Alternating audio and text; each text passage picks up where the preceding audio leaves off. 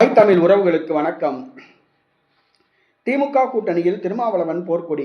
திமுக கூட்டணியில் திருமாவளவன் போர்க்கொடி என்ற தலைப்பில் இந்த காணொளியை காண்கிறோம். திமுக கூட்டணியில் நீண்ட காலமாக திருமாவளவன் இருந்து வருகிறார். தற்பொழுது அவரது கட்சிக்கு 2 பாராளுமன்ற உறுப்பினர்களும் 4 சட்டசபை தொகுதி உறுப்பினர்களும் இருக்கிறார்கள். தற்பொழுது பிரச்சனை அது அல்ல.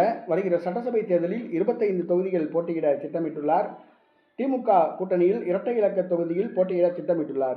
திமுகவோ 6 தொகுதிகளுக்கு மேல் தருவதற்கு விருப்பமில்லை. தற்பொழுது இந்த சூழ்நிலையில் பாட்டாளி மக்கள் கட்சி டாக்டர் ராமதாஸ் அணியை திமுக கூட்டணியில் இணைக்க திமுக பேச்சுவார்த்தை நடத்தி வருகிறது.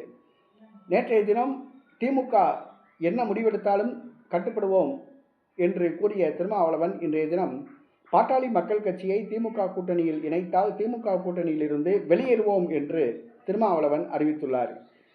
பாட்டாளி மக்கள் கட்சி தலைவர் டாக்டர் ராமதாஸை திமுக கூட்டணியில் இணைக்கக்கூடாது.